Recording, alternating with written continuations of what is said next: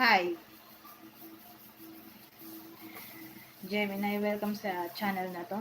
Ang topic natin ngayon ay Gemini, April, Kapalaran. Paalala po ng mga video ko ay timeless, general reading, at for entertainment purposes lamang. So, i-expect na po natin na ang reading ay pwede mag-resonate sa iyo, pwede rin hindi, at pwede rin mag-resonate sa taong inisip mo ngayon. Kung hindi man para sa iyo ang reading, pwede ka naman mapabook ng reading. Sa akin, para ang reading ay directly para sa iyo na talaga. Kung paano, pakitingin na lang sa description box below. Ang instructions, again, magsimula na pa. Ano mensahe ang kailangan malaman ng mga Gemini sa buong buwan ng April tungkol sa kanilang love life or career? So, ang spread na gagawin ko ay past, present, future.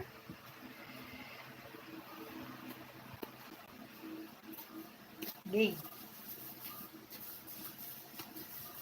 So, ito ang past. Ito ang present. Ito ang future.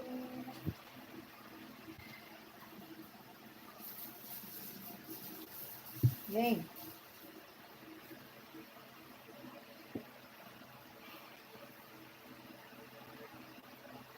So, sa past natin,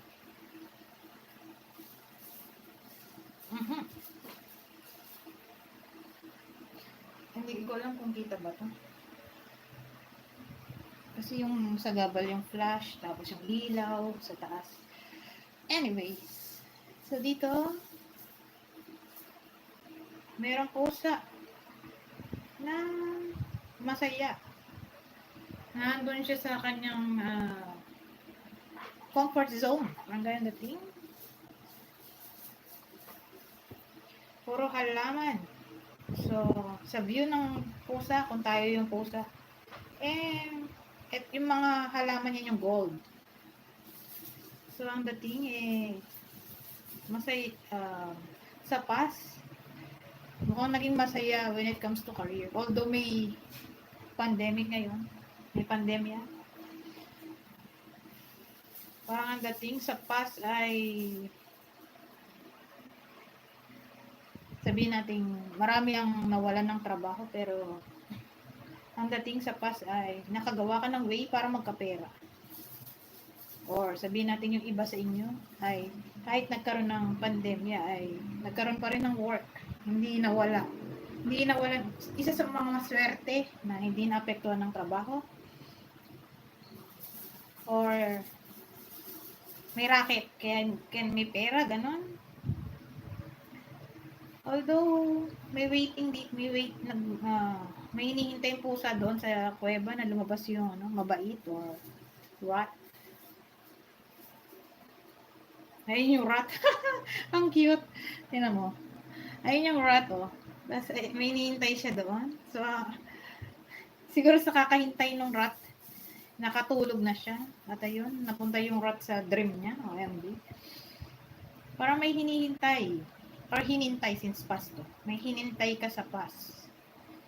Siguro hinihintay mo yung mga wish mo na magkatotoo since pusa to at ang tanging wish lang naman niya ay makahuli ng rat, mice, mouse. Yun, parang in the past siguro ganito. Ganito ang eksena dito. Pwede rin naman ganito scenario. May hinihintay ka. Sa kakahintay mo, kumbaga may wini-wish ka ganun. Kasi may nananaginip to, nagpo-fantasize ng mga wish niya. So, naghihintay ka dito na magkatotoo tong wish. At ang wish mo ay umasenso.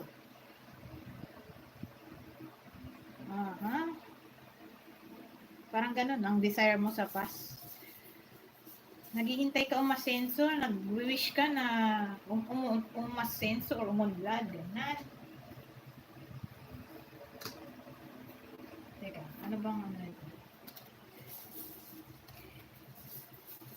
Yeah, ganda yung pattern mo. Tapos na naman tayo sa present. So, sa Gemini ito, present.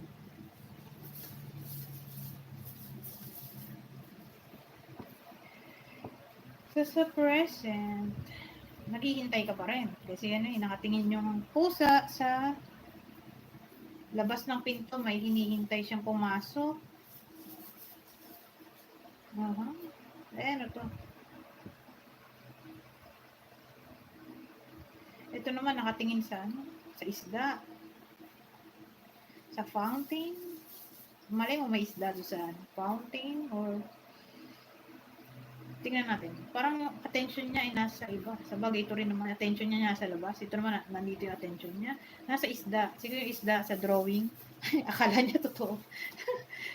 Tangka-tangka ko. Malay mo naman na may isda nga sa ilalim, sa fountain, kasi may isda doon. Ano to? Four of Earth. Ang dating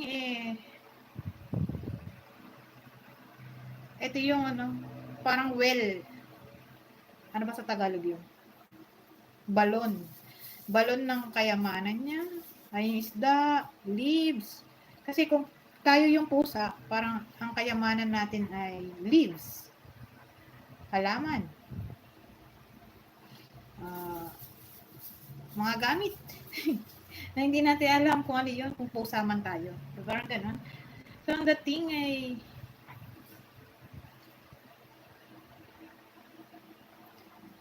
parang pinaprotektahan niya yung ano, kanyang kayamanan. Kanyang pamamay-ari. Contented siya. Satisfied.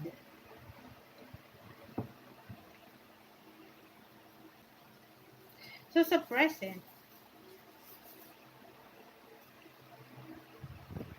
ang dating ay may hinihintay ka. Or still, nandun pa rin sa wishing period. Parang nasa iba yung attention mo.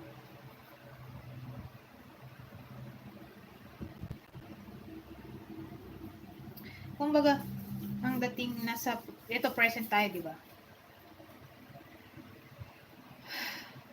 Although nasa iyo na yung mga kailangan mo, parang hindi ka pa rin contented. Kasi may hinihintay ka sa labas or yung attention mo wala dito. Wala dito sa kayamanan mo. Pero kung ang arrangement nito ay ganito, satisfied ka na yan. Pero ang dating sa akin nakaganito. Kasi ito nakatingin doon. Ewan ko, ginagamitan ko lang naman to ng intuition. Pero ang dating ay, although, nasa harapan mo na or nasa iyo na yung mga kailangan mo, parang may hinahanap ka pa na iba. Ganun. Sa present, o parang somehow di ka contented sa anong meron ka. Una tayo sa future.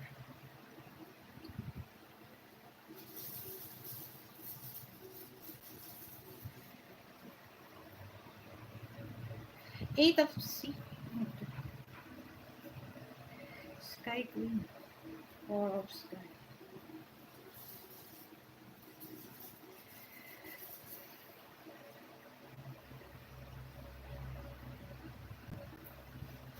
Nangalay na ako. So, ang dating sa akin, sa future, ganun pa rin. Katulad sa present, naghihintay ka pa rin, hindi ka contented, marami kang iniisip.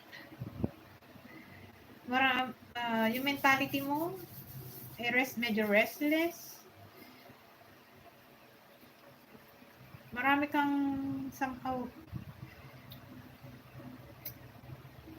gustong makuha na pinafantasize mo. Sa present, ganun pa rin sa future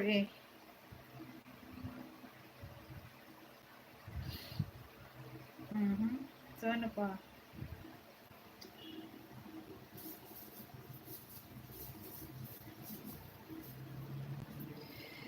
Siguro, beware na lang. Nangangalay na ako sa kakahawak na gano'n. So, siguro beware na lang sa pagiging yung hindi contented sa buhay. Kasi baka pagmulan niya ng conflict or pag-aaway, disagreements, lalo na kung in a relationship ka na. Or sabihin natin MU ka na. MU na. May ka-MU ka na.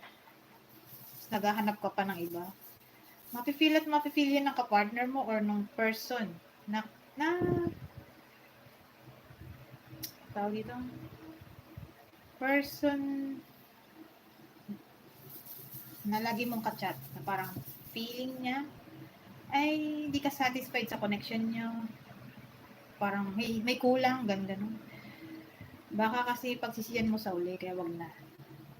Maging contented ka sa anong meron ka. Ito kasi, nakatingin siya dun sa mga shells. Parang dito kasi, sa present ay may hinahanap pa siyang iba, di ba? Although, may mga tao na nasa harapan niya, parang hindi niya nakikita. Parang tumatagos yung paningin niya sa mga tao, bagay na nasa harapan niya na. Hindi siya contented, ganun ang dating. So, ganun pa rin dito sa future kasi yung attention mo na doon sa mga shells na parang gusto mong makuha na wala sa iyo. On the lookout ka pa rin. Parang ganun natin kasi yung pusa ay nasa taas ng puno. May tinitingnan siya. Pag ano, parang future, parang ganun. Parang wala pa siya. Kasi future yun. Parang ganun, parang may tina-target siya dito. Or pinagmamasdan. Ini-stalk. Although, Queen of Swords to, pero nagre-rely ako sa pusa. Yung sa itsura ng pusa. At ginagamitan ko na ng intuition, yung yung reading ko, parang maiba naman. Hindi yung laging rider-waite. Yung, tawag dito, yung information. Kasi pag ganun ng ganun, di ba, boring. Parang maiba, parang ibang words naman, ibang vocabulary, ibang masabi, di ba, parang nakaka-boring naman. Yun na lang yun ang idea mo. Kaya yung mga creator, ayan, nag-iiba-iba sila ng idea tungkol sa cards decks, ganun.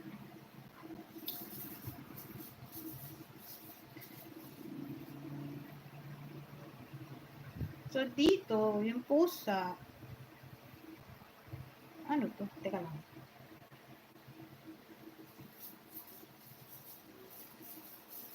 Parang lavender yung yung mga halaman, di ko sure, pero bulaklak na violet. Tapos yung pusa dito ay natutulog. Tapos merong sign, crossroad, parang gano'n, o wind. Ano matawag doon yung wind na saan yung hangin? Northwest, east, south, diba gano'n?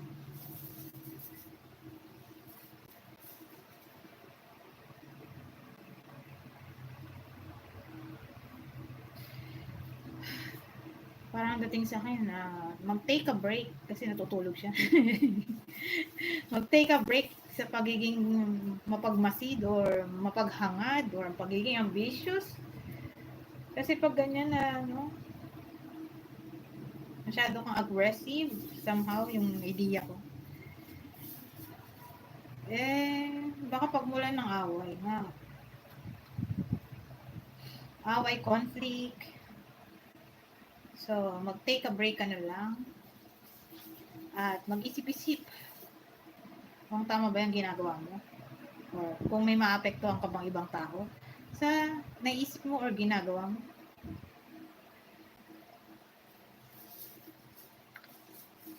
Somehow, dapat ang decision making mo dito ay yung walang masasaktan, walang iiyak, yung stable.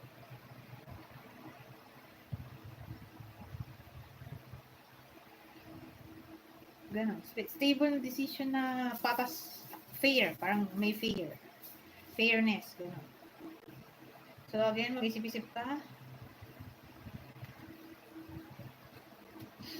Kung anong sa tingin mo ay tama na wala kang maapektuhang tao, masasaktan, masasagasaan.